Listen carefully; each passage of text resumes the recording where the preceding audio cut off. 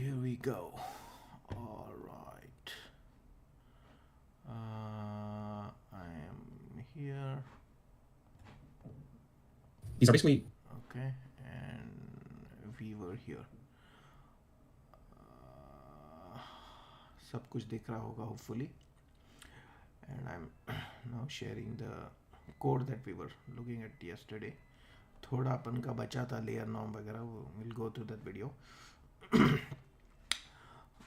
But overall I think we were looking at काफ़ी good chunk of the transformer architecture, right? And this is the overall model, bigram language model, which is going to predict based on Shakespearean corpus. Right, तो ये उसका overall ये था. उसमें से I think हमने 3 चीज़ें देखी. टोकन एम्बेडिंग तो पहले दिन देखा था. पोजिशनल एम्बेडिंग में वो कुछ कुछ बोलता है, बट उसका कहना है कि इस एम्बेडिंग में तो प्योर वर्ड का सॉर्ट ऑफ रिप्रेजेंटेशन है. पोजिशनल एम्बेडिंग उसमें position of the tokens in that sequence उसका भी थोड़ा फैक्टर लेके आएगा. सो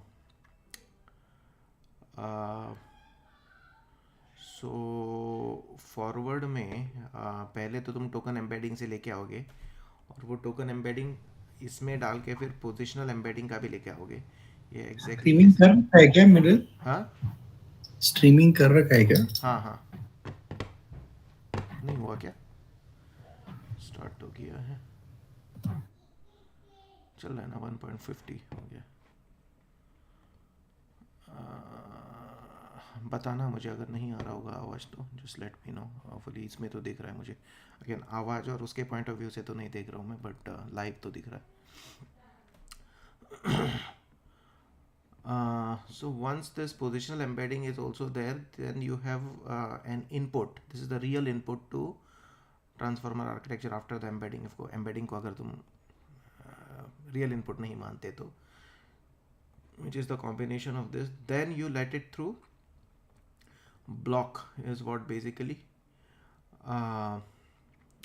एक इसका block is basically a combination of this, right? A multi-head and then a feed forward, and then basically layer norm तो उसका कुछ pre normalization है, but essentially feed forward. और ये वो है क्या, कल मेरा उसका नाम क्या था, आर्काइव वगैरह कुछ तो था ना. अपना मेन पेपर का ये है क्या किसी के पास कि यहाँ पे है, attention is all you need.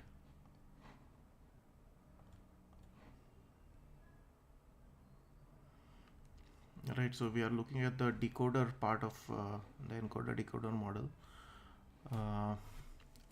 तो फर्स्ट इज दिस, ये इनपुट जो भी है उस पर आउटपुट एम्बेडिंग जो लिखा है, राइट, दैट इज़ योर ये वाला पार्ट, आउटपुट एम्बेडिंग जो लिखा है. उसके बाद ये पोजिशनल एम्बेडिंग उसने उसके साथ प्लस किया, विच इज़ ये पोजिशनल एम्बेडिंग पहले तुमने निकाला, ये यहाँ पे पोजिशनल एम्बेडिंग निकाला, और जो बेसिक एम्बेडिंग है उसको प्लस किया, और उसके बाद वो तुमने इसमें भेजा एक ब्लॉक में. एक ब्लॉक वो इसको मानता है कि एक मल्टी हेड और एक फीड फॉरवर्ड को इंक्लूडिंग दिस नॉर्मलाइजेशन, उसको एक मिला के एक ब्लॉक मानता है, राइट. तो वो तुमने ब्लॉक्स में डाला, right. And blocks, it is blocks not block, so blocks is again a sequence of blocks. So इसमें डाला मतलब इस ब्लॉक के सीक्वेंस के थ्रू डाला, तो ऐसे बहुत सारे सीक्वेंस हो गए. उसमें से जो एक ब्लॉक है, तो ये उसने सीक्वेंस स्टैक किया है of a number of blocks and n layer number of blocks, and each block being a multi-head attention and a feed forward, right, and plus normalization. Again, we need to find out what this is and why this is needed. uh, and each multi-head again is a head size, no, sorry, number of head times a single head, right. तो which is a single head. तो ये multi head attention है. Multi head attention again is nothing but number of head times single head. and whose input you concatenate, multiple head का input तुम concatenate करते हो और वो फिर एक लीनियर लेयर में डालते हो, और drop out again regularization control करने के लिए, तो उससे पूरे मल्टी हेड से एक रिस्पॉन्स आता है which you then feed forward. इसका मैं देख रहा था कि इस पेपर ने लिखा है कि ये normalization mask multi head attention के बाद करना है, बट इनके केस में इन्होंने ये पहले किया था।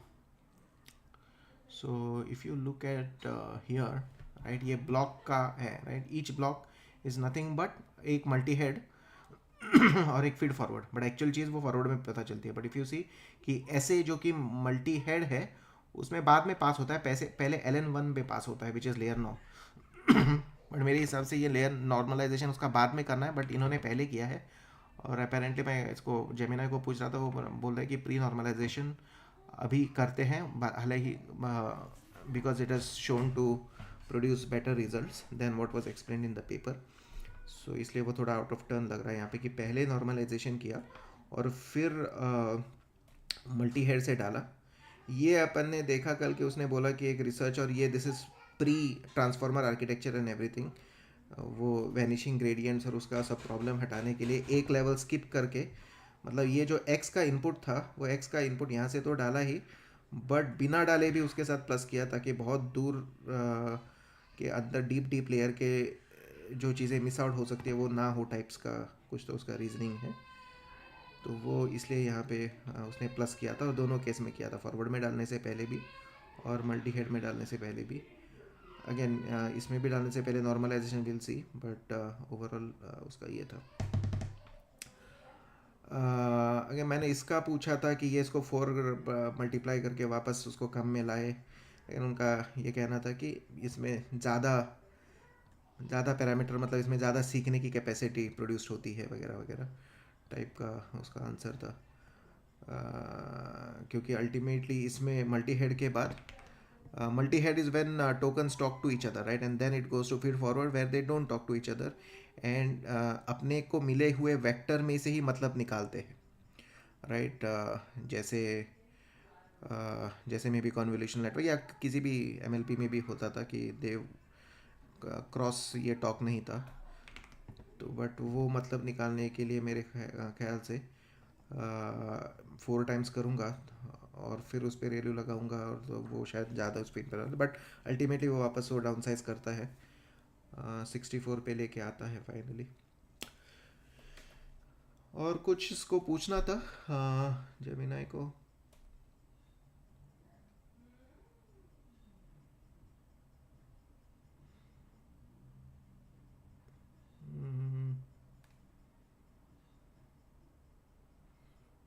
आई थिंक बाकी सब तो नॉर्मल ही है, लॉस फंक्शन कैलकुलेट करना वगैरह वगैरह, जनरेट का मेथड तो वही था जो पहले भी था। यार एक बेसिक क्वेश्चन ही है ये, पोजिशनल एम्बेडिंग का क्या था यार, मेरे को रिकॉल नहीं हो रहा। पोजिशनल एम्बेडिंग, एक एम्बेडिंग दिया राइट, उसके बाद पोजिशनल एम्बेडिंग लिया, वो पोजिशनल एम्बेडिंग क्या था वो?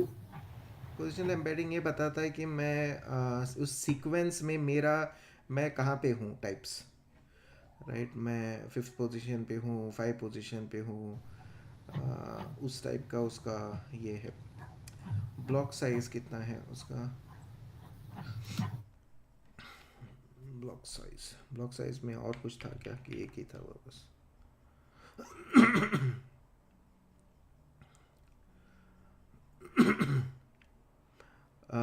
ब्लॉक साइज कितना था, 32, राइट।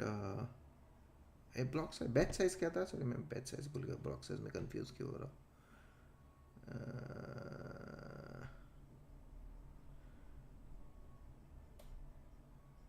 ब्लॉक ये ब्लॉक साइज 32 था, 32 मतलब ये था ना, इसको देख के लग रहा है कि 32 मतलब 32 ये निकालता था मैं जो लाइक इनपुट सैम्पल्स है ना, Is that correct? Batch size is number of those samples. और block size मतलब In this case, block size would be a number of characters we are looking at together, right? And sequence वाले batch number would be क्या sequence में हाँ है ना? Okay right. तो total sequence 32 characters का एक साथ सीक्वेंस वाली बात हो रही है, राइट? ओके. तो वही है. And that should come at some place in that positional embedding, right? क्योंकि उतने नंबर ऑफ पोजीशंस तुम ले सकते हो और वो तुम्हें हायर डायमेंशन में डालना है. हाँ, कैसे करता है exactly, again just like any other neural network का वो कैसे करता है, कौन से पोजीशन पे क्या डालता है, अगेन इट्स हार्ड टू से. बट इन्होंने जो रेफरेंस बताया है कि इसलिए इफ़ यू ये देखो वॉकैब साइज का पहला एम्बेडिंग है क्योंकि तुम्हें हर एक कैरेक्टर के लिए उसकी एम्बेडिंग देखनी है. और इसमें तुमने block size number of input लिया है क्योंकि उतने नंबर ऑफ ये है तुम्हारे एक सीक्वेंस में. May be that influences this somehow. But at the end of the day दोनों एन एम्बेडिंग टाइप का वेक्टर, मतलब 64 नंबर्स का वेक्टर एमिट करेगा. इसमें पेपर में कुछ और लिखा है, उसमें तो अपन ये कर सकते हैं पोजिशनल एनकोडिंग के बारे में. पोजिशनल, हाँ. Since our model contains no recurrence and no convolution, in order for the model to make use of the order of the sequence, we must inject some information about the relative or absolute position of the tokens in the sequence. To this end, we add position encoding to the input embeddings. At the bottom of the encoder and decoder stacks, the position encodings have the same dimension D model. This is 64 in our case as the embedding, so that they could be summed. There are many choices of positional encodings learned and fixed. In this work, we use sine and cosine functions of different frequencies.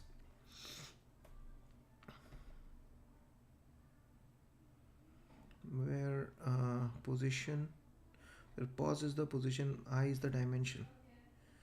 That is, each dimension of the positional encoding corresponds to a sinusoid. The wavelengths form a geometric progression from 2 pi to this times 2 pi. We chose this function because we hypothesized it would allow model to easily learn to attend any relative position, since for any fixed offset k can be represented as a linear function. We also experimented with learned position embedding, hence we found that two versions produce nearly identical. Learned position, learned and fixed. So I think they went ahead with fixed.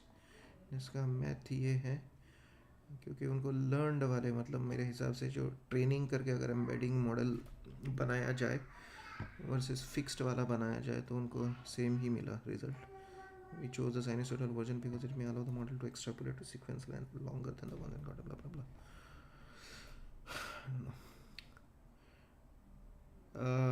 ठीक है. Again, let me know if you want to double click, but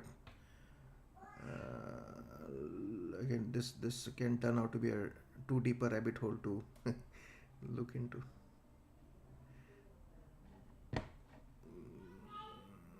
But some sense of position in that sequence derive करने के लिए वो use कर रहे हैं. और ये कर रहे हैं, कैसे कर रहे हैं, अगेन ये मैथ वगैरह कुछ समझ में आ रहा है, geometric progression blah blah blah, but relative position find out करेगा वगैरह वगैरह.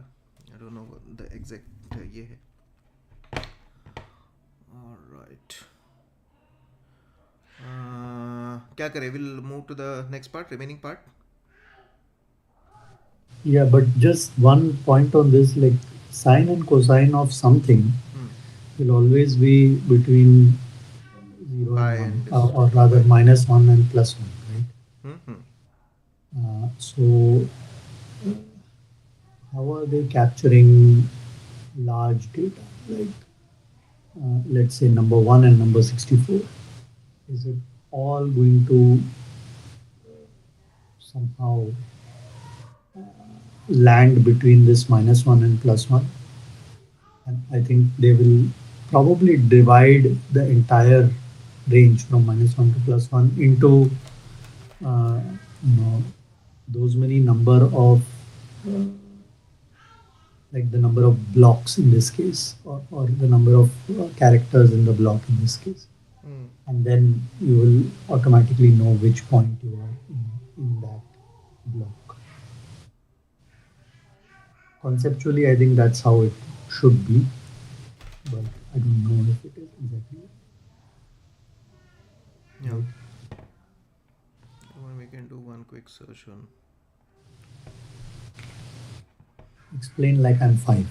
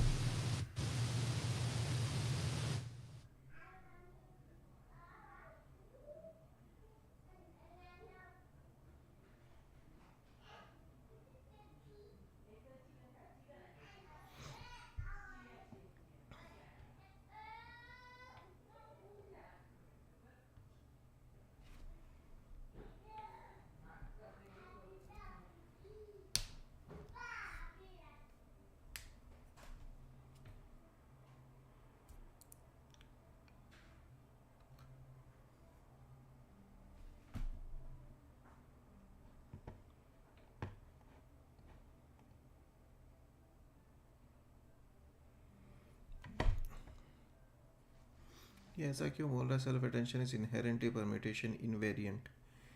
कल तो वो जब एक्सप्लेन कर रहा था तो वो ऐसा बोल रहा था कि I am a vowel, give me all the consonants before position 4 and things like that, right? So और वैसे भी हमने उसके बाद वाले मास्क किए थे अगर, तो पोजीशन का थोड़ा सेंस तो उसमें उतरना चाहिए ना. But it is saying if you shuffle the order of sentence, the standard self attention will produce the same exact output.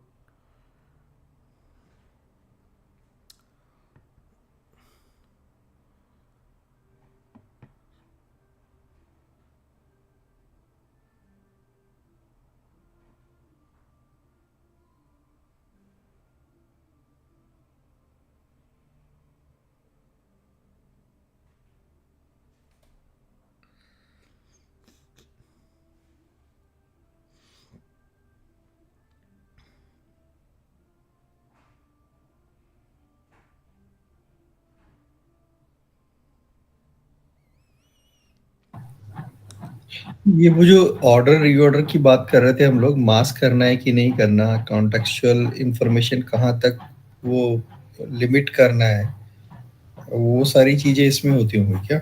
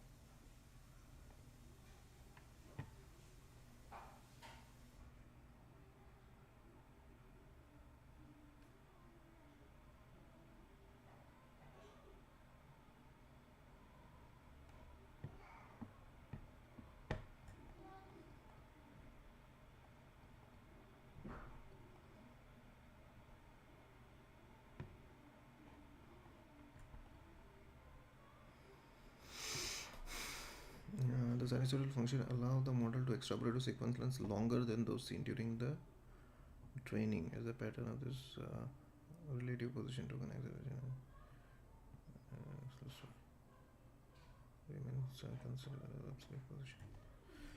ठीक है क्या और कुछ मानना है इस पे सर्च? नहीं, आई थिंक कॉन्सेप्चुअली क्लियर है.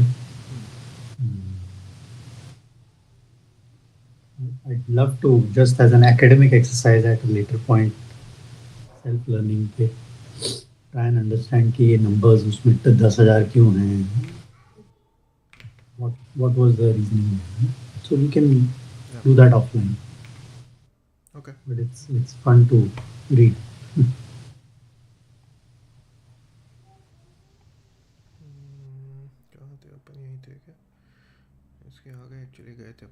What it means is you transform the data, but then you have a skip connection with addition of 4. And so the inner layer of the feed-forward network, here, addition distributes gradients equally to both of its branches that fed as the input.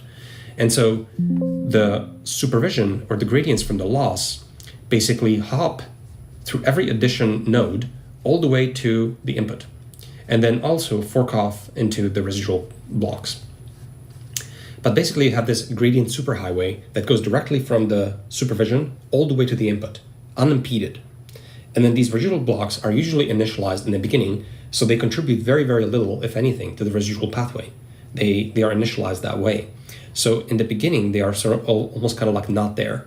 But then during the optimization, they come online over time, and they start to contribute.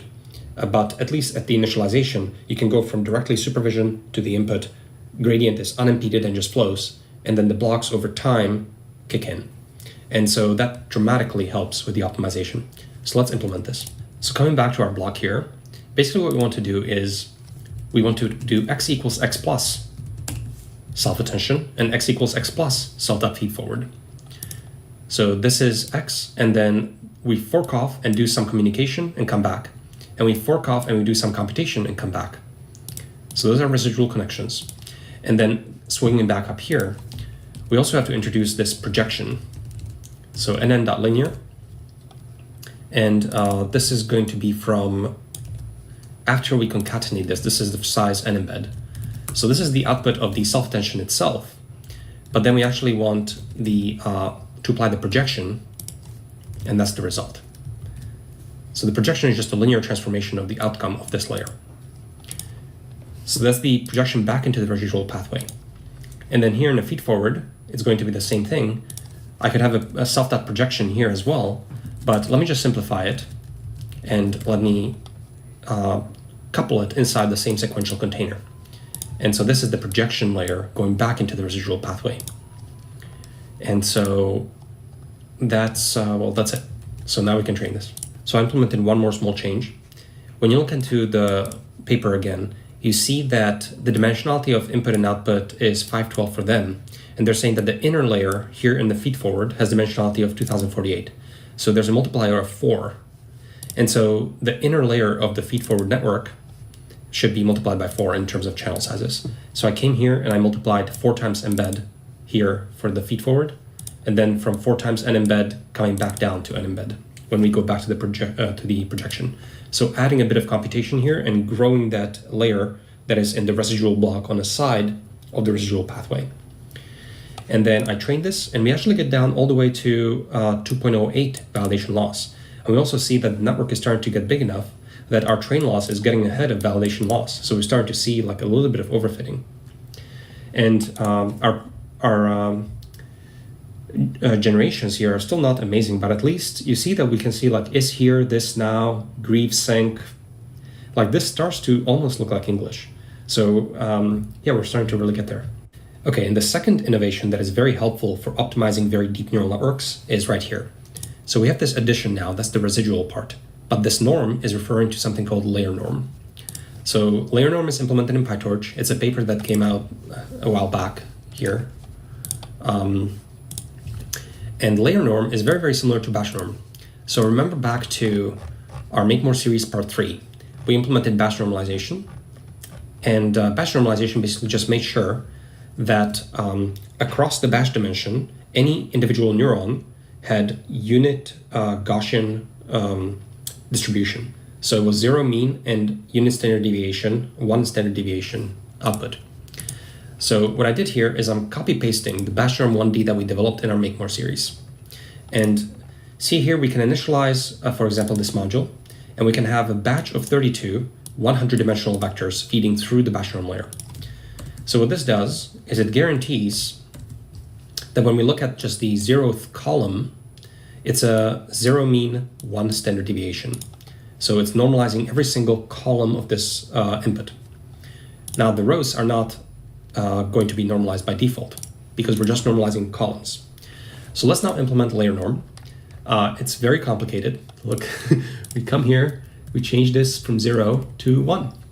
So we don't normalize the columns, we normalize the rows. And now we've implemented layer norm.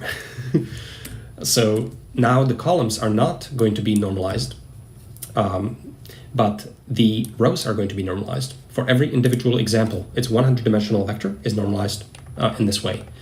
And because our computation now does not span across examples, we can delete all of this buffers stuff because we can always apply this operation and don't need to maintain any running buffers. So we don't need the buffers. There's no distinction between training and test time. And we don't need these running buffers. We do keep gamma and beta. We don't need the momentum. We don't care if it's training or not. And this is now a layer norm. And it normalizes the rows instead of the columns. And this here is identical to basically this here. So let's now implement layer norm in our transformer. Before I incorporate the layer norm, I just wanted to note that, as I said, very few details about the transformer have changed in the last 5 years, but this is actually something that slightly departs from the original paper. You see that the add and norm is applied after the transformation. Now it is a bit more basically common to apply the layer norm before the transformation. So there's a reshuffling of the layer norms. So this is called the pre-norm formulation, and that's the one that we're going to implement as well. So slight deviation from the original paper. Basically, we need two layer norms. Layer norm 1 is nn dot layer norm, and we tell it how many, what is the embedding dimension. And we need the second layer norm. And then here, the layer norms are applied immediately on X. So self.layer norm 1 applied on X, and self.layer norm 2 applied on X before it goes into self-attention and feed-forward. And the size of the layer norm here is an embed, so 32.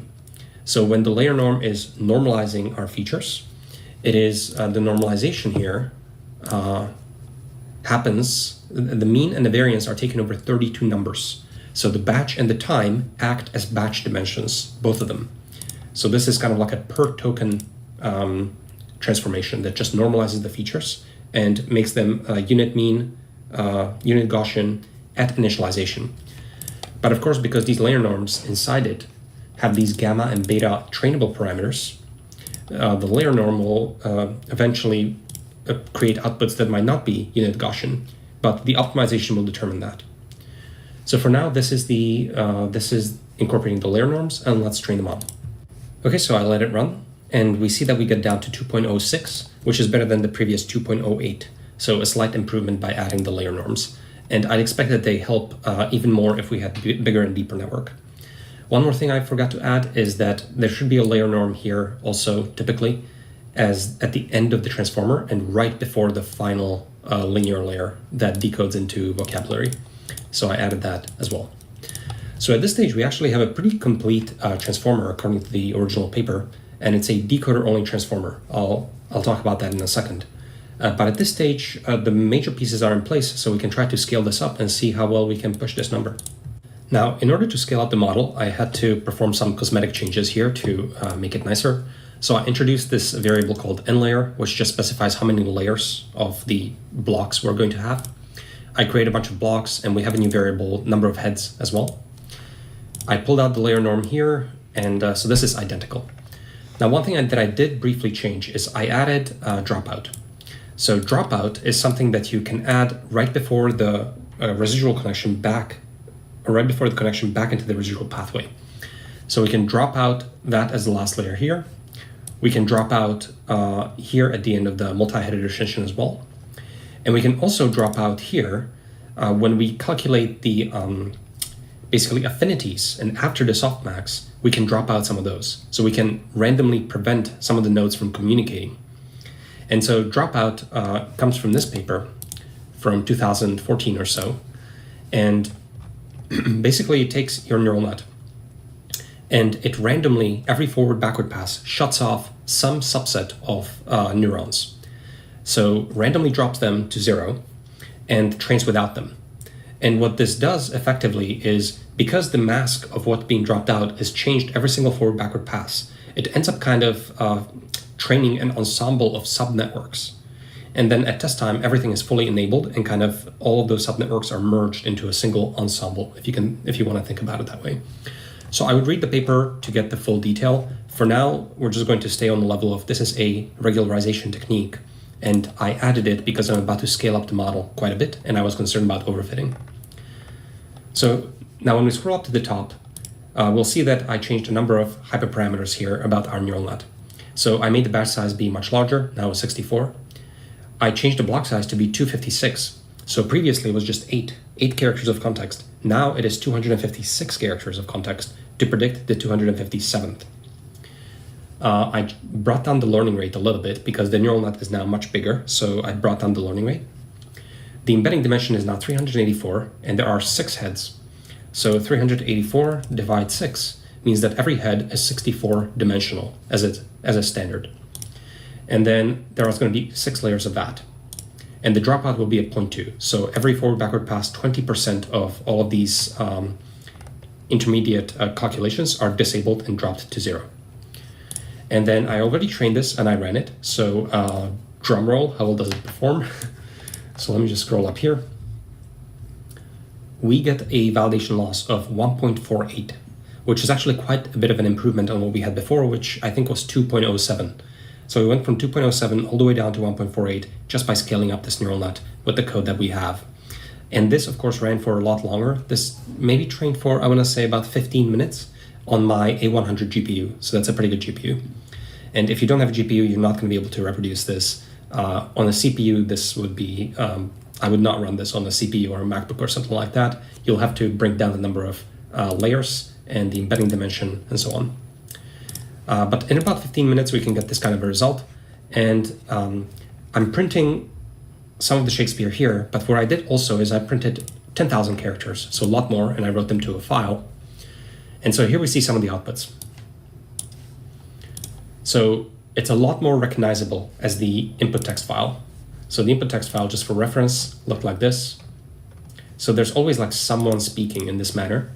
And our predictions now take on that form. Except, of course, they're nonsensical when you actually read them. So it is, every crimpy be a house. Oh, those preparation.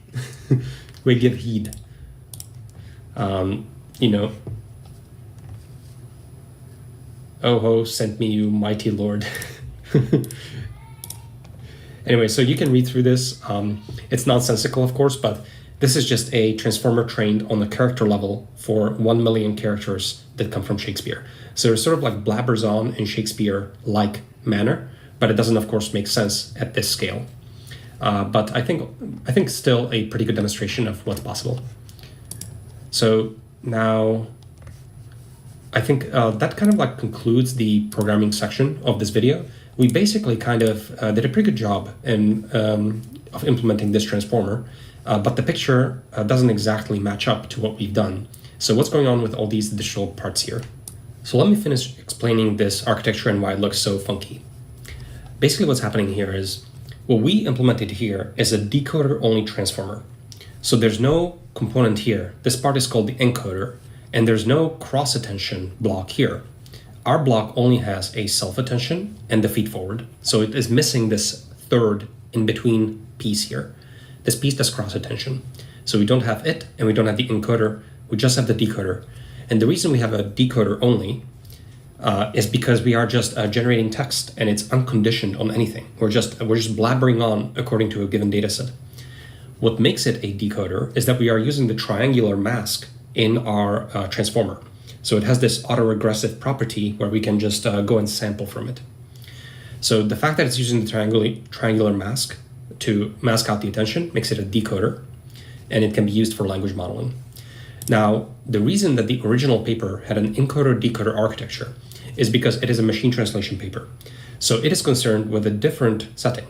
In particular, it expects some tokens that encode, say, for example, French, and then it is expected to decode the translation in English. So you typically, these here are special tokens. So you are expected to read in this and condition on it. And then you start off the generation with a special token called start. So this is a special new token that you introduce and always place in the beginning. And then the network is expected to output neural networks are awesome, and then a special end token to finish the generation. So this part here will be decoded exactly as we've done it. Neural networks are awesome will be identical to what we did. But unlike what we did, they want to condition the generation on some additional information. And in that case, this additional information is the French sentence that they should be translating. So what they do now is they bring in the encoder. Now the encoder reads this part here. So we're only going to take the part of French, and we're going to create tokens from it exactly as we've seen in our video. And we're going to put a transformer on it. But there's going to be no triangular mask. And so all the tokens are allowed to talk to each other as much as they want. And they're just encoding whatever's the content of this French sentence. Once they've encoded it, they basically come out in the top here. And then what happens here is in our decoder, which does the language modeling, there's an additional connection here to the outputs of the encoder. And that is brought in through cross attention. So the queries are still generated from X, but now the keys and the values are coming from the side. The keys and the values are coming from the top, generated by the nodes that came outside of the encoder. And those tops, the keys and the values there, the top of it, feed in on the side into every single block of the decoder. And so that's why there's an additional cross attention. And really what it's doing is it's conditioning the decoding, not just on the past of this current decoding, but also on having seen the fully encoded French prompt, sort of. And so it's an encoder-decoder model, which is why we have those two transformers, an additional block, and so on. So we did not do this because we have nothing to encode. There's no conditioning. We just have a text file, and we just want to imitate it. And that's why we are using a decoder-only transformer, exactly as done in GPT. Okay, so now I wanted to do a very brief walkthrough of NanoGPT, which you can find on my GitHub. And NanoGPT is basically just this part where he starts as we've done it. Neural networks are awesome. Where he's talking about this Encoder-decoder. okay, there is this new text that we are going to give. Basically that will pass through an encoding block.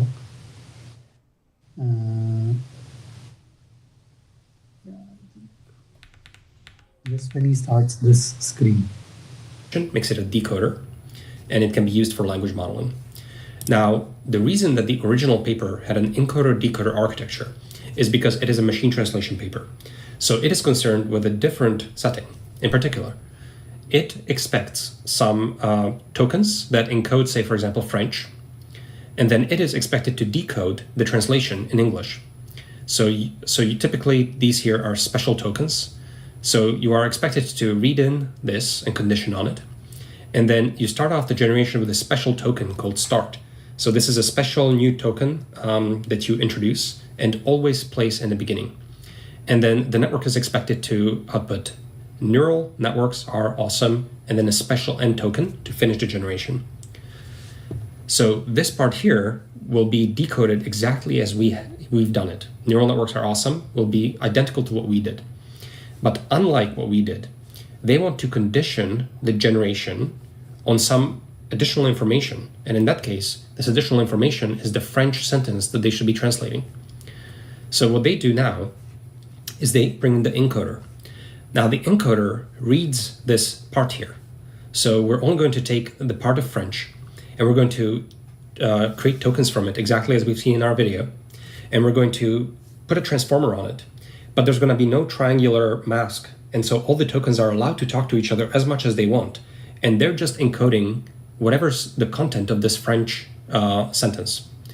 Once they've encoded it, they basically come out in the top here. And then what happens here is in our decoder, which does the language modeling, there's an additional connection here to the outputs of the encoder. And that is brought in through cross attention. So the queries are still generated from X, but now the keys and the values are coming from the side. The keys and the values are coming from the top, generated by the nodes that came outside of the encoder. And those tops, the keys and the values there, the top of it, feed in on the side into every single block of the decoder. And so that's why there's an additional cross attention. And really what it's doing is it's conditioning the decoding, not just on the past of this current decoding, but also on having seen the fully encoded French prompt, sort of. And so it's an encoder-decoder model, which is why we have those two transformers, an additional block, and so on. So we did not do this because we have nothing to encode. There's no conditioning. We just have a text file, and we just want to imitate it. And that's why we are using a decoder-only transformer, exactly as done in GPT. Okay, so now I wanted to do a very brief walkthrough of NanoGPT. इसमें कुछ discuss करना है? Only thing not clear for me is that start and end. Like, how are you specifying it? Is it like some kind of hard coding that will be done? How does it know when it's decoding eventually with the included cross attention of the encoded block to stop generating text?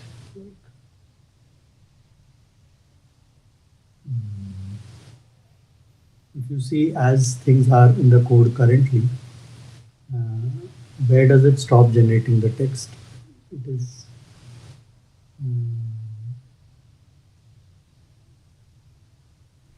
Where does it stop generating the text? मतलब यहाँ पे बोल रहा है? I think अभी currently, like before we do this whole encoding part on the left side. encoding is something you'll do first, right? So you pass No, this on the through. left side. On the left side. Like right now we are just doing the right side. Correct. जो पूरा अपन का code था वो सिर्फ decoder का था. हाँ, correct. Correct. So basically, how does the code output text, and where do we define what text? What is the size of the text it is outputting?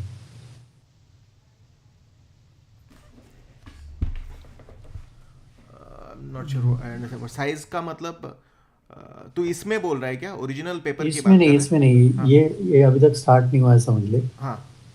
उसने अभी तक जो कोड हमको दिखाया, हाँ. which you have seen already. इसमें क्या? What gets spat out as the final output that we read? वो जो उसने Which टेक्स्ट is दिखाया, showing- राइट? इसका. हाँ, हाँ. हाँ. उसमें क्या बोल रहा है तू? How did it generate text? When did it decided to stop? वो तो अपन बोल रहे हैं उसको कि कितने मैक्सिमम टोकन जनरेट करने हैं. हाँ, तो मैक्स टोकन्स करके हम कुछ बोल रहे हैं, राइट? हाँ, हाँ.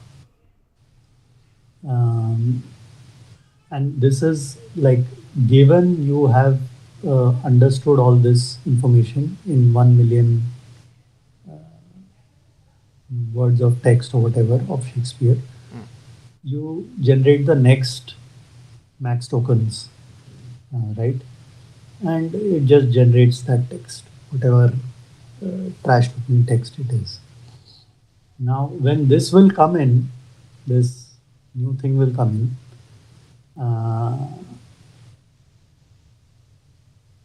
It will go to an encoding layer. It will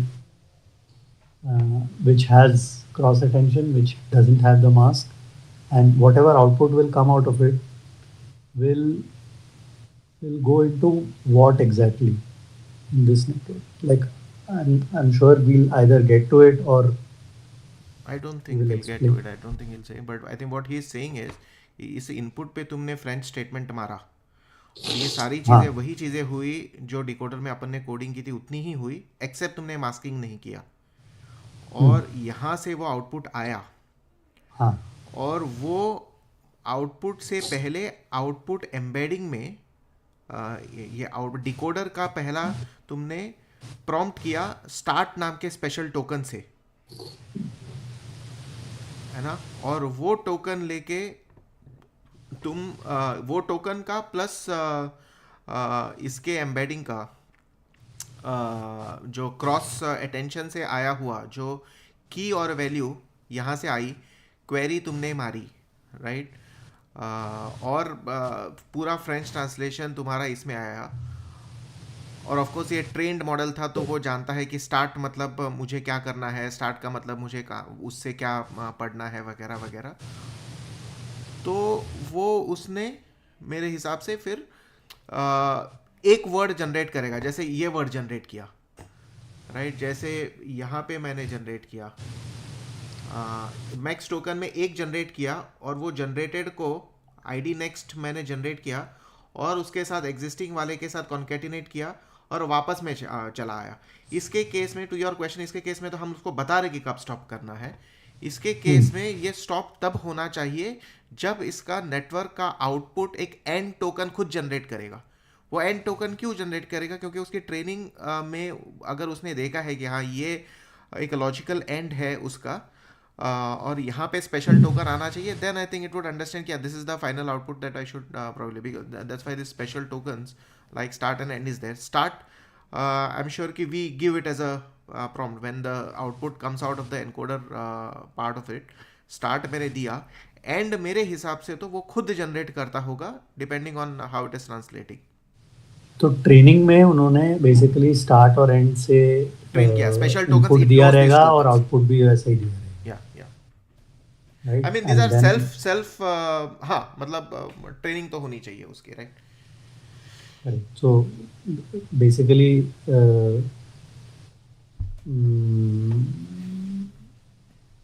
this was a translation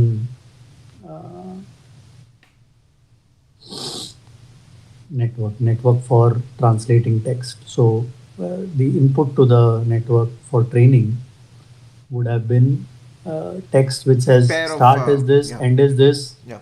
in English or French, and then the other language start and end. Yeah, we can check इसमें पूछ के।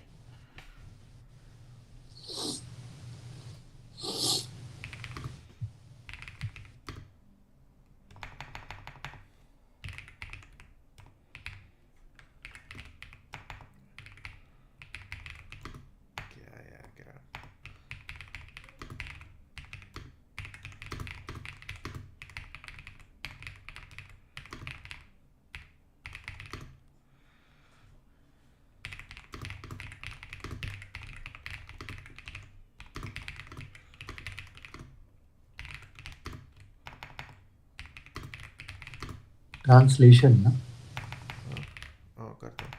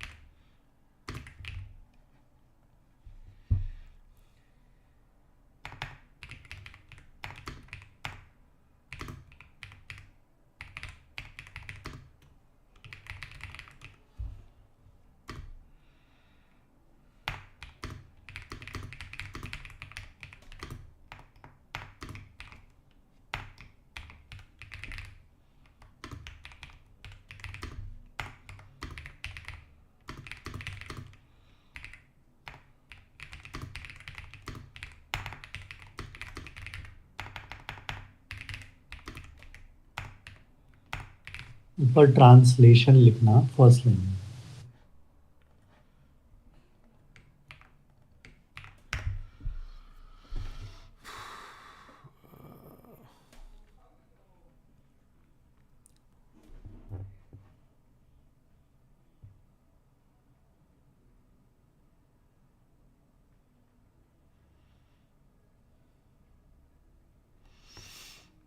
parallel corpus each entry.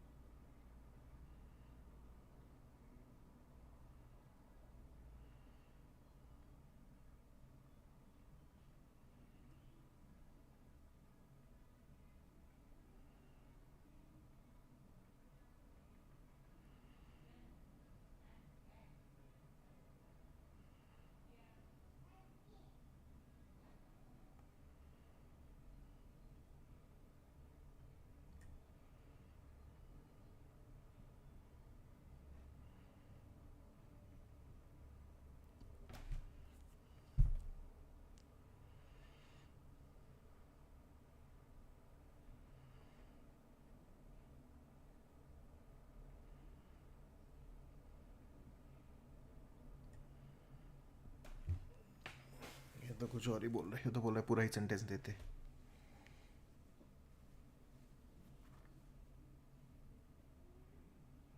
May be training में पूरा sentence देते हैं क्योंकि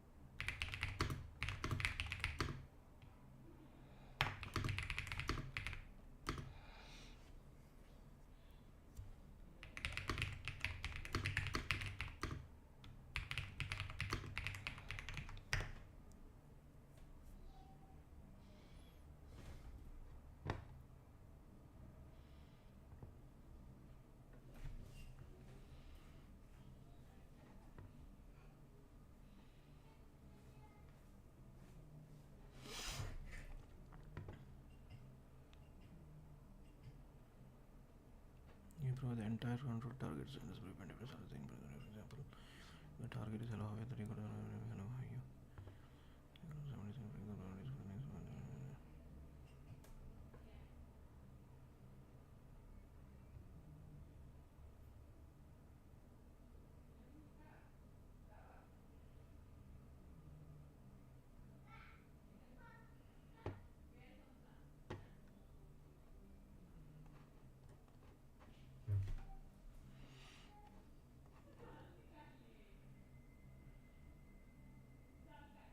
ठीक है, दैट मेक सेंस। पूरा सेंटेंस वो ट्रेनिंग के टाइम पे देते हैं, then it becomes what we have already seen, right. फिर वो मास्क कर सकता है, एग्जैक्टली ये कर सकता है, बट इन्फरेंस के टाइम पे ऑफकोर्स उसको बस एक प्रॉम्प्ट मिलता है स्टार्ट करने के लिए, like we had discussed earlier.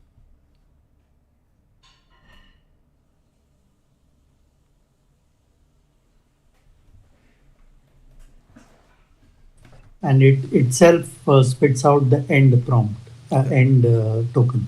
Yeah. Until the model predicts the end token.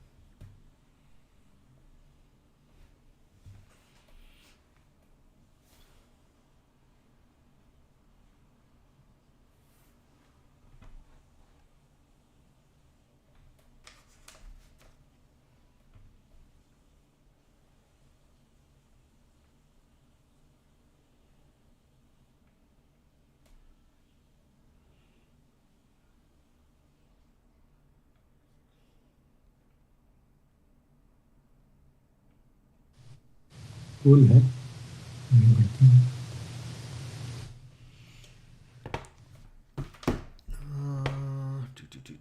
कहाँ थे? ओके, only 10-15 मिनट ही बचे on some additional information, and in that case this additional information is the French sentence that they should be translating. So what they do now is they bring the encoder. Now the encoder to put it to the up there, the top of it, feed in on a side into every single block of the decoder. And so that's why there's an additional cross attention. And really what it's doing is it's conditioning the decoding not just on the past of this current decoding, but also on having seen the fully encoded French prompt, sort of. And so we did trained weights across multiple nodes or GPUs. So the training.py gets a little bit more hairy, complicated. There's a lot more complicated. Train.py is all the boilerplates of interest, which you can find on my GitHub. And NanoGPT is basically two files of interest. There's train.py and model.py. Train.py is all the boilerplate code for training the network. It is basically all the stuff that we had here. It's the training loop. It's just that it's a lot more complicated because we're saving and loading checkpoints and pre-trained weights, and we are decaying the learning rate and compiling the model and using distributed training across multiple nodes or GPUs. So the training.py gets a little bit more hairy, complicated. There's more options, etc. But the model.py should look very, very similar to what we've done here. In fact, the model is almost identical. So first, here we have the causal self-attention block, and all of this should look very, very recognizable to you. We're producing queries, keys, values. We're doing dot products, we're masking, applying softmax, optionally dropping out, and here we are pooling the values. What is different here is that in our code, I have separated out the multi-headed attention into just a single individual head, and then here I have multiple heads and I explicitly concatenate them. Whereas here, all of it is implemented in a batched manner inside a single causal self-attention. And so we don't just have a B and a T and a C dimension, we also end up with a fourth dimension, which is the heads. And so it just gets a lot more sort of hairy because we have four-dimensional array tensors now, but it is equivalent mathematically. So the exact same thing is happening as what we have. It's just it's a bit more efficient because all the heads are now treated as a batch dimension as well. Then we have the multilayer perceptron. It's using the Gelu nonlinearity, which is defined here instead of ReLU. And this is done just because OpenAI used it, and I want to be able to load their checkpoints. The blocks of the transformer are identical. The communicate and the compute face, as we saw. And then the GPT will be identical. We have the position encodings, token encodings, the blocks, the layer norm at the end, the final linear layer. And this should look all very recognizable. And there's a bit more here because I'm loading checkpoints and stuff like that. I'm separating out the parameters into those that should be weight decayed and those that shouldn't. But the generate function should also be very, very similar. So a few details are different, but you should definitely be able to look at this file and be able to understand a lot of the pieces now. So let's now bring things back to ChatGPT. What would एक just अपन एक काम करते हैं, हम लोग बस parallelly वहाँ पे एक रन लगाते हैं ताकि वो 15 मिनट बोला था, but I don't no given ये फ्री के जीपीयू पे कितने में चलेगा. But let's run it. मैं वो वाला लगाता हूँ जिसमें मैंने कोई चेंज नहीं किया था. होपफुली ये वाला मेरा चेंज वाला था. इसमें कोई चेंज नहीं है. Let's see.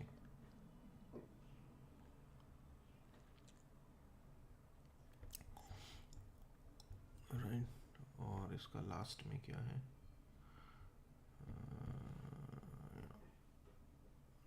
This is training.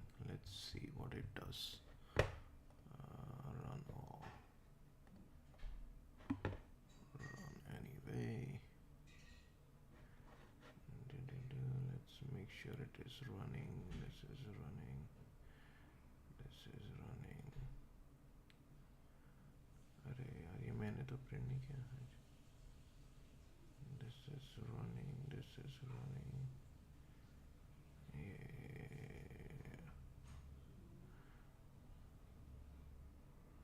चलो चालू हुआ कुछ तो 4.4 से. Let's go back.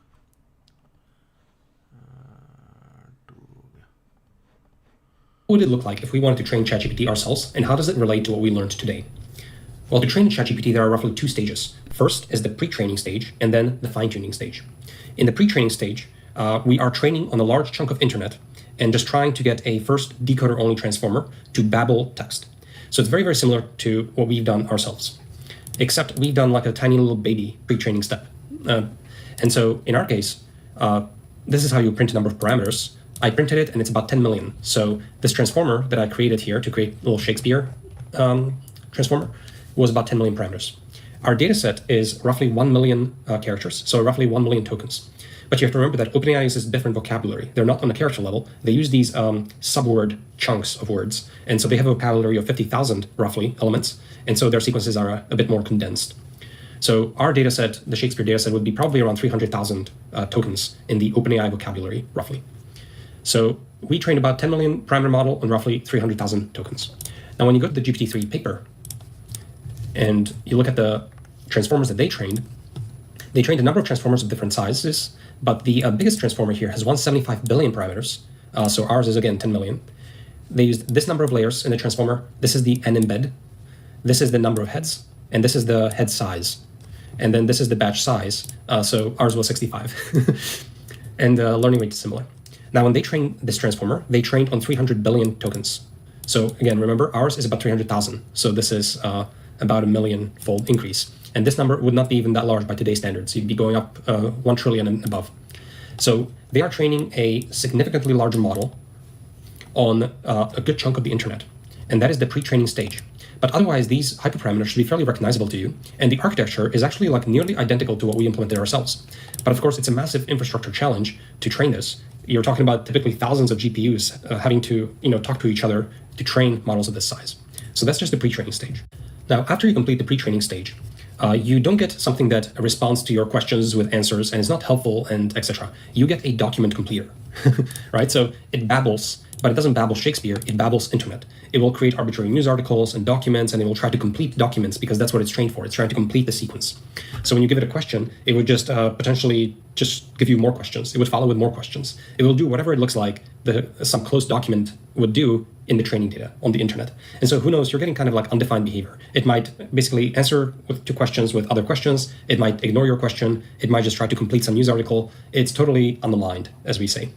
So the second fine-tuning stage is to actually align it to be an assistant. And this is the second stage. And so this ChatGPT blog post from OpenAI talks a little bit about how this stage is achieved. We basically, there's roughly 3 steps to this stage. So what they do here is they start to collect training data that looks specifically like what an assistant would do. So they have documents that have the format where the question is on top and then an answer is below. And they have a large number of these, but probably not on the order of the internet. This is probably on the order of maybe thousands of examples. And so they then fine-tune the model to basically only focus on documents that look like that. And so you're starting to slowly align it. So it's going to expect a question at the top and it's going to expect to complete the answer. And these very, very large models are very sample efficient during their fine-tuning. So this actually somehow works. But that's just step 1. That's just fine-tuning. So then they actually have more steps where, okay, the second step is you let the model respond, and then different raters look at the different responses and rank them for their preference as to which one is better than the other. They use that to train a reward model. So they can predict, basically using a different network, how much of any candidate response would be desirable. And then once they have a reward model, they run PPO, which is a form of policy gradient reinforcement learning optimizer, to fine-tune this sampling policy so that the answers that ChatGPT now generates are expected to score a high reward according to the reward model. And so basically there's a whole aligning stage here, or fine-tuning stage. It's got multiple steps in between there as well. And it takes the model from being a document completer to a question answerer. And that's like a whole separate stage. A lot of this data is not available publicly. It is internal to OpenAI, and it's much harder to replicate this stage. And so that's roughly what would give you a ChatGPT. And NanoGPT focuses on the pre-training stage. Okay, and that's everything that I wanted to cover today. So we trained, to summarize, a decoder-only transformer following this famous paper, Attention is All You Need, from 2017. And so that's basically a GPT. We trained it on a tiny Shakespeare and got sensible results. All of the training code is roughly 200 lines of code. I will be releasing this code base. So also it comes with all the GitLog commits along the way as we built it up. In addition to this code, I'm going to release the notebook, of course, the Google Colab. And I hope that gave you a sense for how you can train these models like, say, GPT-3 that will be architecturally basically identical to what we have, but they are somewhere between 10,000 and 1 million times bigger, depending on how you count. And so that's all I have for now. We did not talk about any of the fine-tuning stages that would typically go on top of this. So if you're interested in something that's not just language modeling, but you actually want to, say, perform tasks, or you want them to be aligned in a specific way, or you want to detect sentiment or anything like that. Basically, anytime you don't want something that's just a document completer, you have to complete further stages of fine-tuning, which we did not cover. And that could be simple supervised fine-tuning, or it can be something more fancy like we see in ChatGPT, where you actually train a reward model and then do rounds of PPO to align it with respect to the reward model. So there's a lot more that can be done on top of it. I think for now we're starting to get to about 2 hours mark, so I'm going to kind of finish here. I hope you enjoyed the lecture, and yeah, go forth and transform. See you later. Now that I use Monday.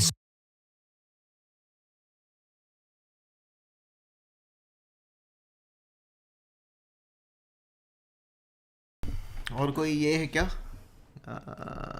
कोई corpus है जिस पे तुम training करवाना चाह रहे हो?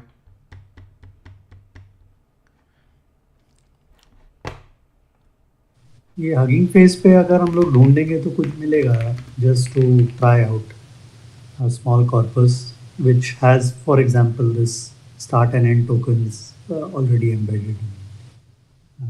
Stuff like this, which start and and तो वो दोनों मॉडल के लिए चाहिए.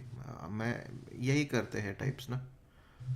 इफ यू वांट ये वाला, then I think will have, because this code, ये तो बस डिकोडर ओनली मॉडल है. तो मैं कह रहा था कि इसी मॉडल पे बस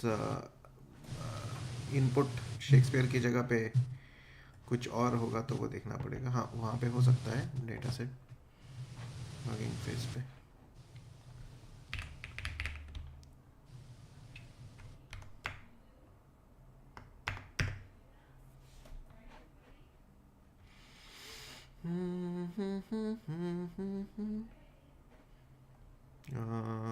क्या मारे इससे पहले? तो एक शेक्सपियर ही मारते हैं पहले उससे.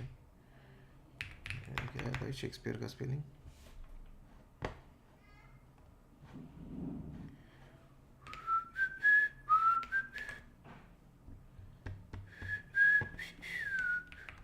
शेक्सपियर.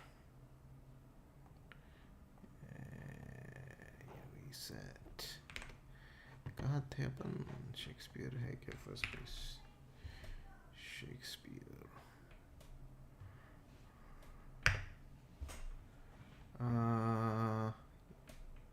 डेटा सेट्स में देख, नॉट मॉडल.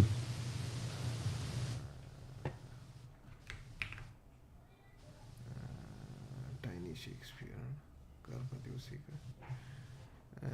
इसमें मैं यहाँ पे इसलिए आया था कि यहाँ पे ऐसे कोई टैग्स मिलेंगे जिस पे क्लिक करूँगा तो मैं वहाँ जाऊँगा इस टाइप से. Sample code.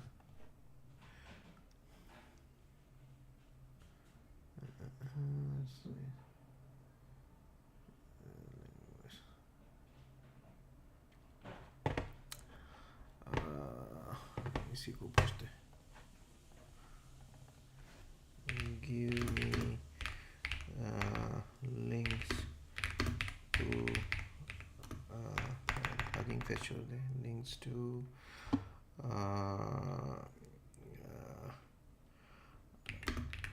training corpus like Tiny Shakespeare to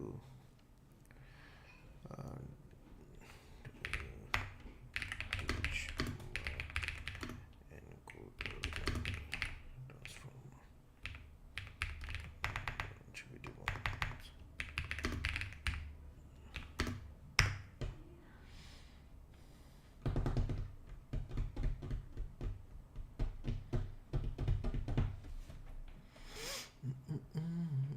Estimates of a free public domain. Tiny web text.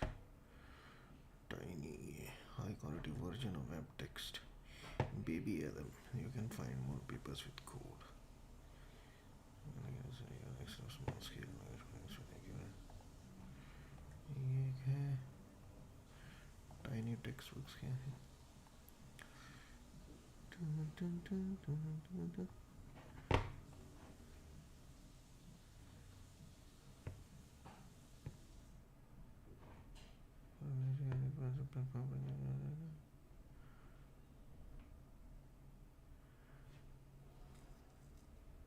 इसमें ऐसा डेटा सेट तो नहीं लग रहा है ना?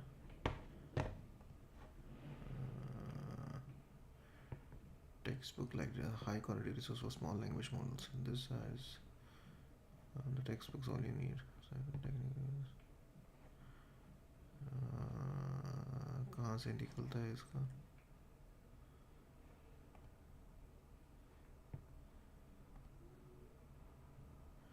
तो पार्के फॉर्मेट में है भाई.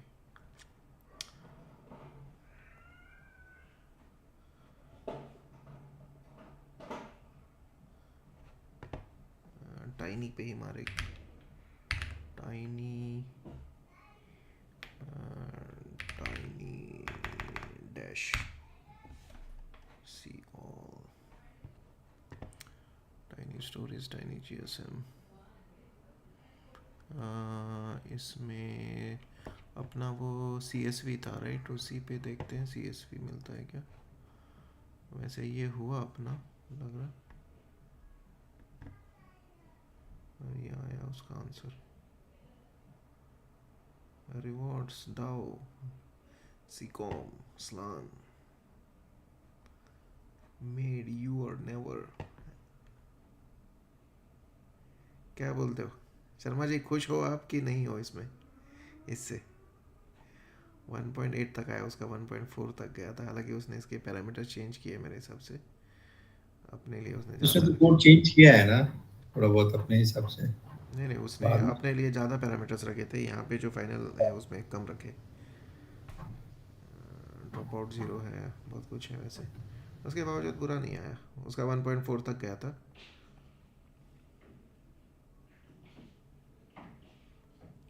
अपन बढ़ा सकते हैं वैसे, क्योंकि रिलेटिवली फास्ट हुआ. इतना कम टाइम में मिला, 10-15 मिनट अपने को भी लगे.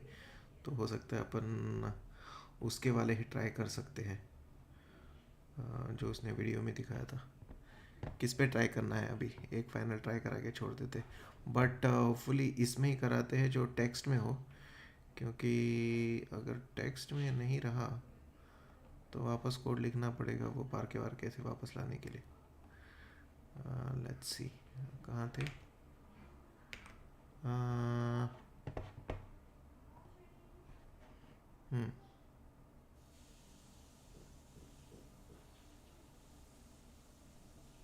पॉपुलैरिटी पे करते हैं. ट्रेंडिंग में ही है, most likes. Tiny strange text books. और ये है भी टेक्स्ट बड़ा शायद है ना क्या? टाइनी टेक्स्ट बुक्स यही करते हैं क्या? इसको 152 लाइक्स है. टाइनी स्टोरीज एक है. ठीक है, टाइनी स्टोरीज पे करते हैं अपन. और इसकी फाइल्स, इसकी टेक्स्ट है. ट्रेनिंग फाइल एक है 1.92 GB की है. अगर मैं ये दे दूँ उसी कोड में, पहले तो बस उतना ही देख लेते हैं. ये हटा और ये डाल और ये कर. इसने अलग से वैलिडेशन टेक्स्ट दिया था क्या, कि इसी में से निकाल लिया था?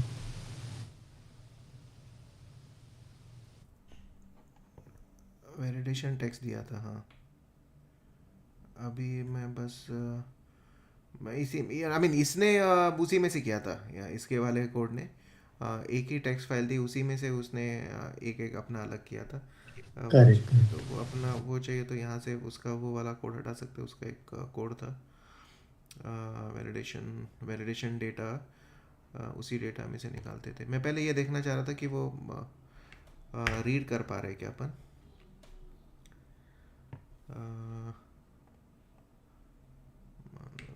मैं दे देता हूँ यहाँ पे. ये किया, रीड किया. और लेंथ कितना है इसका? तो कम ही लग रहा है उससे, है ना. बट ठीक है, ये पूरा ये देखो, ये तो है कुछ और ही चीज़. वही मुझे लग रहा था कि ये कोई HTML आ गया इसमें.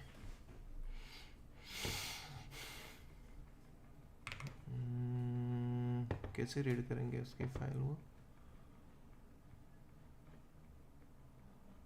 कॉपी डाउनलोड लिंक अलग है क्या?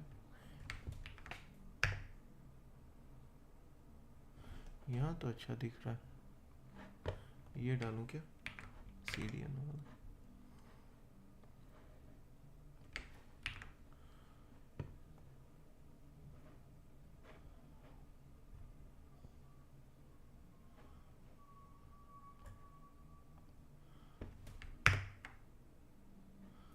ये मेरे सेशन से ज़्यादा है, ये कैसे आएगा मेरे पास? यहाँ पे तो वो तेरे टोकन वोकन दिख रहे भाई, एंड ऑफ टेक्स्ट /n पे नहीं है।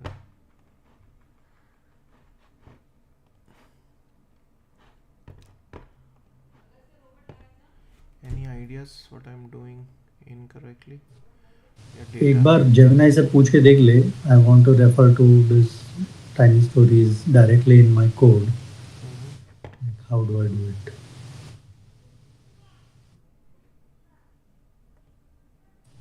बेसिकली उसका कहीं लिंक होगा जहाँ पे तू वो link as is copy paste कर सकता है. वो तो लिंक मुझे मिल रहा है, मेरे ब्राउज़र में करता हूँ तो। नहीं, link to directly call it. Maybe they have restricted it because फालतू का उनका रीड ऑपरेशन बहुत ज़्यादा हो गया.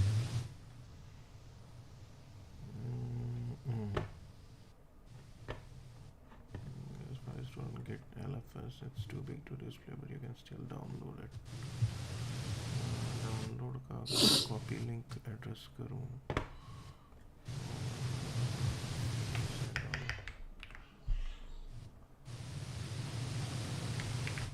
इसका उसने क्या दिया? रीडायरेक्ट तो उसको खुद करना चाहिए वैसे.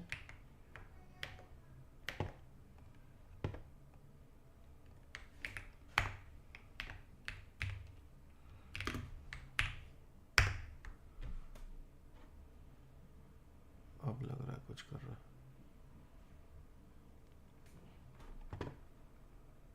बट ये तो दूसरी स्टोरी थी, ये तो वो नहीं था. बट ये उतना कर भी पाएगा क्या? रॉ फाइल पॉइंटर था यहाँ पे, और पहले वाले में नहीं था क्या? वो यहाँ पे भी था, और ये रॉ पॉइंटर था. इसको रखता हूँ अलग से.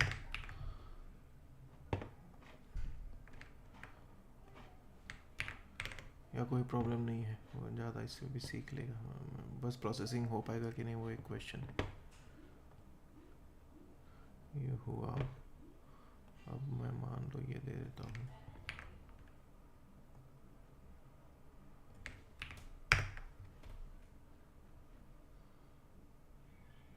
माय गॉड, बहुत ज़्यादा कंटेंट है उसके लिए.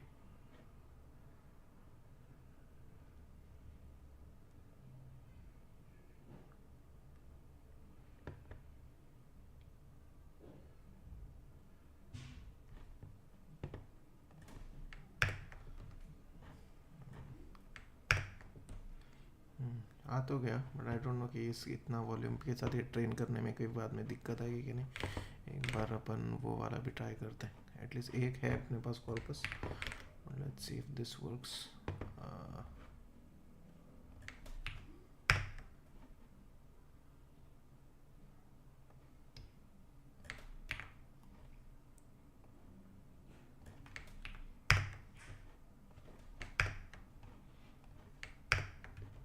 ये तो कुछ मुझे अजीब भी दिख रहा है भाई.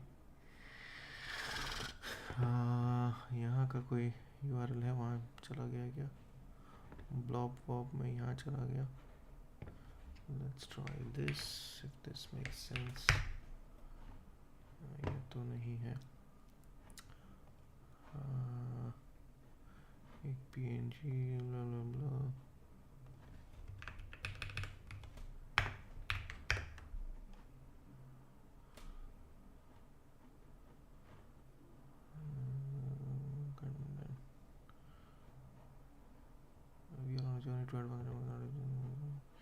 ठीक है, पहले वाले पे ही करते हैं फिर तो, जो होता है देखते हैं। उसका नाम था ये, hopefully they still have it.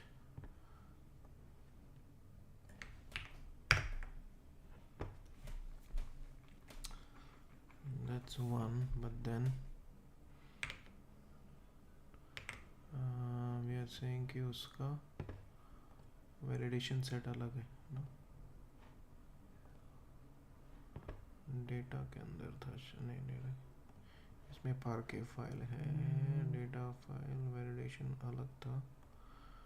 ये था, इसका रो पॉइंटर ये था, और कहाँ थे अपन, यहाँ थे। We have the right one. Let's also download this.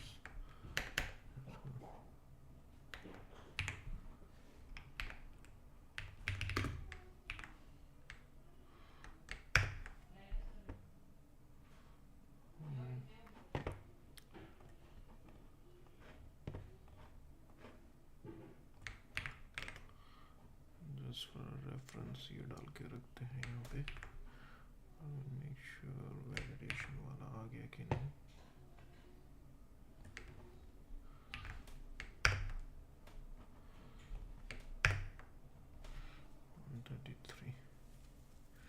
इतना ही है, ठीक है। नाउ लेट्स डू, ये टेक्स्ट तो आ गया, और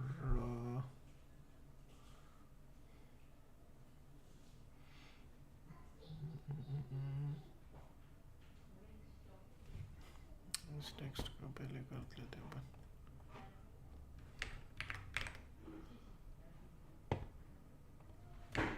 Let's do this। अरे यार, मैंने वापस क्यों डाउनलोड कराया उसको।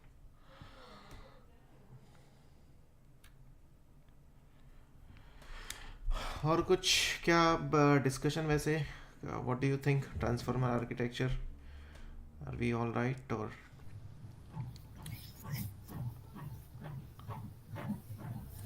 Yeah, I think it's Fine है very ये। clear now. इसको आई थिंक अगर और डीप में जा सकते हैं तो we have the point to go into that, लेकिन ऑलमोस्ट थिंग्स क्लियर है।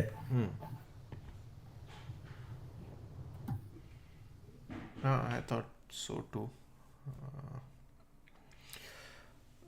तो आई थिंक अपने को अभी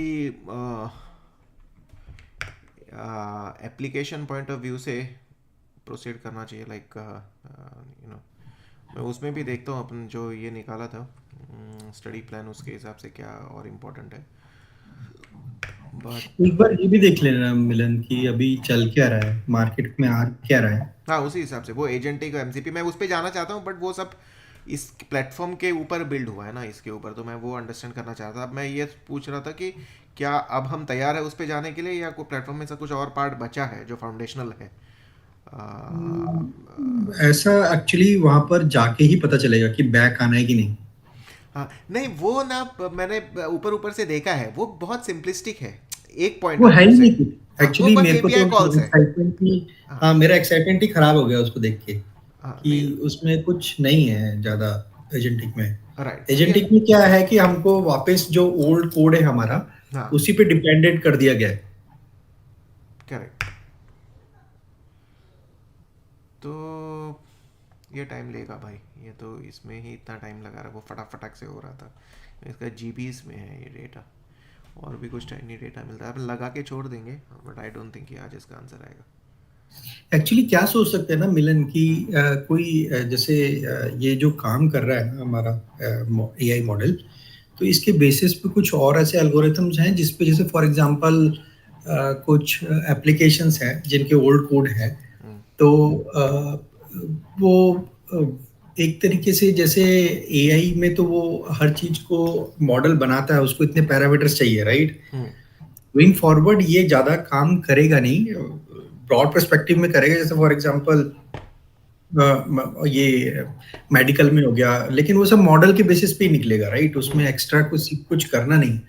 तो जो चीज़ बची रह जाएगी वो एप्लीकेशन लेवल पे बची रह जाएगी, और एप्लीकेशन लेवल पे हमें मिनी एआई ढूँढना पड़ेगा जो एल्गोरिथम अपने आप को करेक्ट करता हुआ चलता जाए आगे, आइडेंटिफाई करता हुआ। लेकिन it should not take much time, कि जैसे मॉडल के लिए वो ले रहा है और जीपीयू चाहिए इतना सब कुछ, राइट?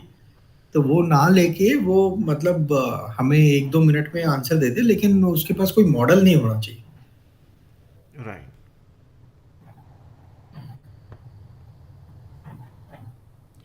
ये एक मैंने देखा था, हगिंग फेस पे ही कुछ अच्छे रिसोर्सेज है, बट अभी एजेंट कोर्स और एमसीपी कोर्स पे अपन आएंगे जो कि लेटेस्ट है। डिफ्यूजन कोर्स वगैरह तो एक पूरा अलग कंप्यूटर विजन वगैरह एक ये है जिसमें अपन थोड़ा और स्पेशलाइज कर सकते हैं। मतलब नहीं, अभी तो ऐसा करते हैं मिलन, स्पेशलाइजेशन पे बाद में आएंगे, अभी एप्लीकेशन पे देख लेते हैं, उसके लिए हमें डायरेक्शन मिल जाएगा कि कौन सा स्पेशलाइज कर सकते हैं बाद में। हाँ नहीं, एजेंट कोर्स तो मेरा come back to the point, तो मैं ये कह रहा हूँ कि इसमें सब में नहीं जा सकते। मान लो कि अपने को एमसीपी कोर्स और एजेंट कोर्स करना है, तो क्या एलएलएम कोर्स जो है वो करना पड़ेगा क्या, is what I am trying to. So before you understand कि फाइन ट्यूनिंग क्या है, बिफोर यू अंडरस्टैंड कि वो डेटा सेट लाइब्रेरी एनालिटिक, इसमें से बहुत सारा चीज़ अपन ने ऑलरेडी किया होगा, जो अभी अपन ने कहा जैसे ट्रांसफार्मर, वो अपन ने नहीं, ट्रांसफार्मर बिल्ड वो किया, तो वो हो सकता कैसा है होगा मिलन, मेरे को ऐसा लगता है कि जब हम मॉडल में अपना इंफॉर्मेशन डालेंगे ना, तो ये आइडेंटिफाई करना कि मॉडल में एज इट इज इंफॉर्मेशन डाल सकते हैं या हमें कुछ रिलेशनशिप निकाल के डालना है, राइट? तो वो जैसे फॉर एग्जांपल वो एट्रीब्यूट्स की बात करता है, राइट? कि मेरे ये एट्रीब्यूट्स हैं या वो है, ये सब वो हमें क्या उस एलएलएम के पहले से पता होने चाहिए, राइट? वो आई थिंक कोई ये ऐसे 4-5 है ना छोटे मोटे, चाहे इतना वो ना हो, क्या बोलते हैं, इम्पैक्टफुल, लेकिन वो एग्जांपल देख के समझना पड़ेगा कि हमारा प्री रिक्विजिट होने क्या वाला है, राइट? ये एक डेमो करते हैं अपन इस वीक में आने वाले इसमें, करेक्ट। मतलब ऐसी कोई सा भी पकड़ लेते हैं, क्या पता कोई चीज हिट कर जाए, then we can get the right way to move forward. एक लाइव अपना ऐप इंटरनेट पे होगा जो लोगों के साथ शेयर कर सकते हैं कि भाई 3 वीक में सीख के हमने ये बनाया, तो एक उसका एक अलग मजा आएगा। मेरे को ये समझ में आना है, जैसे फॉर एग्जांपल हमारे ही फॉर मतलब ये एक एग्जांपल ये है कि फॉर एग्जांपल किसी को ये पता करना है, राइट, कि मैं क्या बिजनेस कर सकता हूँ, तो उसके लिए हमें क्या डाटा की जरूरत है, कहाँ से मिलेगा, वो उसके लिए क्या मॉडल हमें जरूरत पड़ेगी, राइट? तो वो चीज़ें कहाँ से मिल सकती है? जैसे फॉर एग्जांपल मेरा ये माई गेट एप्लीकेशन है या रेड बस है, क्या इसको एआई मॉडल के थ्रू हम मतलब इजीली एक्सेसिबल कर सकते हैं? उनके बैकएंड की जरूरत है क्या, राइट? या कोई और दूसरी एप्लीकेशंस, ये मतलब ये एटलीस्ट हमारा थॉट प्रोसेस तो यही है ना कि अगर कोई एक बंदा बैठ के एक कंपनी बना रहा है, तो उसको ये डिस्टर्ब करना आना चाहिए, राइट? माइग्रेट को एक दिन में डिस्टर्ब कर सकते हैं, रेड बेस को कुछ करना है तो कर सकते हैं क्या, कुछ ऐसा वैसा करके अगर वो डायरेक्शन में चलेंगे तो कुछ आई थिंक हाफ पे पहुंच ही जाएंगे कहीं ना कहीं। तो हो सकता है फुल्ली नहीं कर सकते, लेकिन ये तरीका है, वो ऐसा है। नहीं, I agree, I think we should real life use cases type के छोटे मोटे इसी उस पे काम करना चाहिए, तब और मजा आएगा। फॉर सेकंड हमने एक बार भी वो डिस्कस किया था एस्ट्रो पे, राइट? वो आजकल एआई एस्ट्रो आ गया है, तो बैकएंड में पुराना ही कोड यूज कर रहा है कि even that model is enough. Astro उसमें कुछ कस्टमाइजेशन कर सकते हैं, आई थिंक। जो मेरे को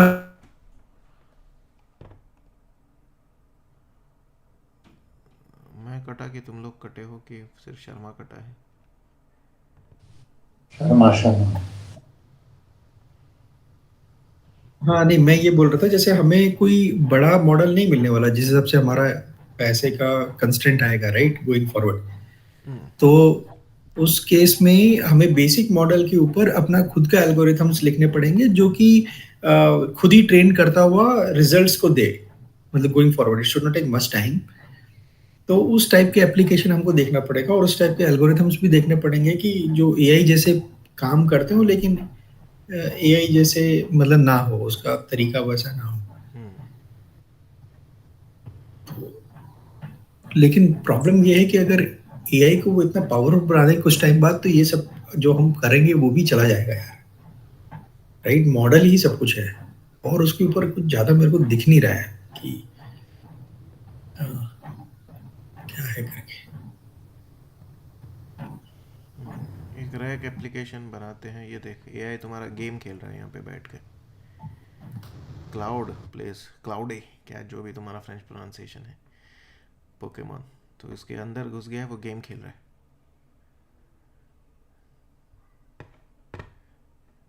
क्या ये सीखना चाहते हो तुम?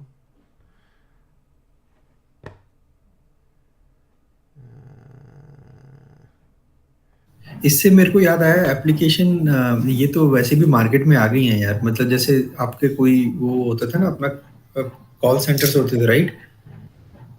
उसको तो ये इस मॉडल के थ्रू आराम से रिप्लेस कर सकते हैं, राइट? तो इतना कर दिया इन लोगों ने।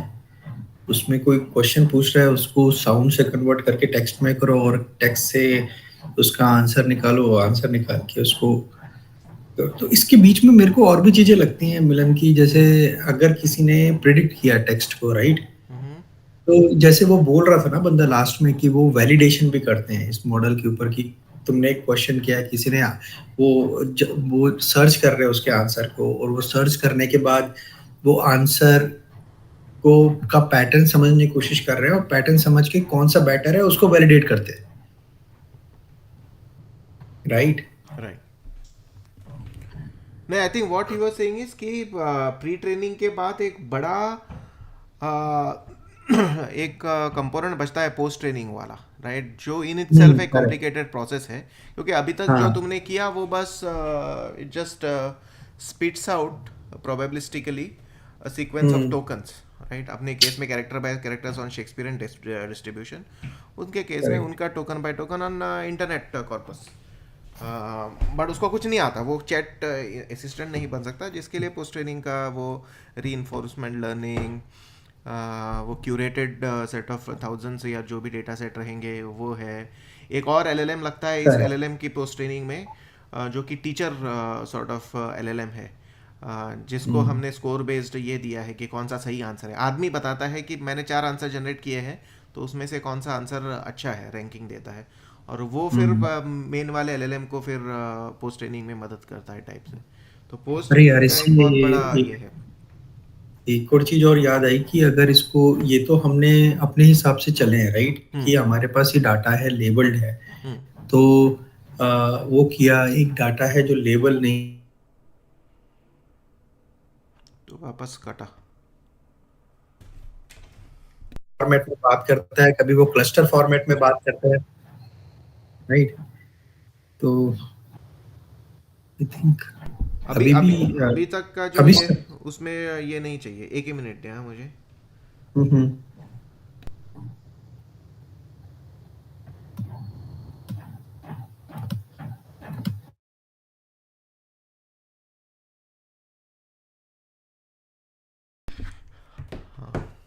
वैसे अभी तक जो प्री ट्रेनिंग में किया था उसके लिए ये नहीं चाहिए, लेबल्स नहीं चाहिए, right? That's all self learning. But हाँ, पोस्ट ट्रेनिंग के लिए चाहिए होगा लेबलिंग, है ना?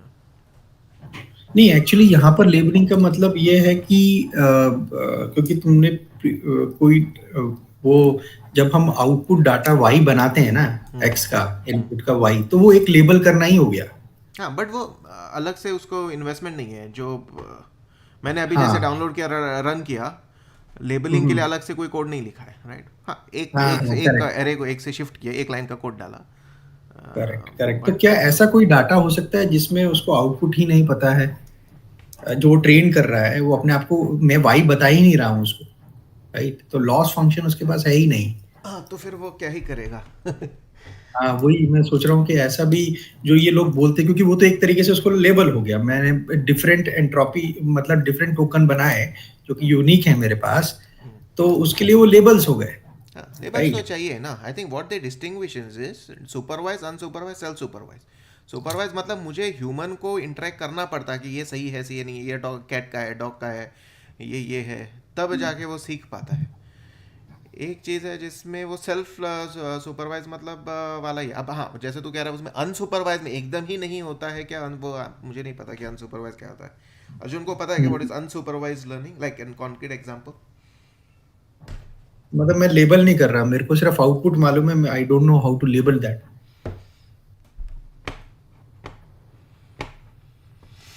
एनीवे, वैसे वो वाला तो क्रैश हो गया बाय द वे, तो I am not even attempting to do it again. ये वाला हालांकि कुछ, हाँ, ये तो क्रैश हुआ उसके बाद फटा। बहुत सारे कैरेक्टर्स है भाई इसमें तो, स्टोरी में चाइनीज फाइनीज भी कैरेक्टर्स थे इसमें। अपने को बेसिकली एक इंडियन कॉर्पस पे करना चाहिए, ढूंढता हूँ मैं, थोड़ा सा कुछ मिलता है तो।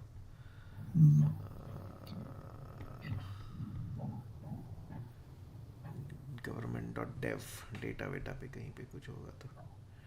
डेटा कलेक्शन इंडिया का बहुत अच्छा है कि नहीं मालूम नहीं मुझे। एनीवे लेट्स अच्छा, एक out of the scope question, मैं स्ट्रीमिंग स्टॉप कुछ कर दूं लेकिन ना। हाँ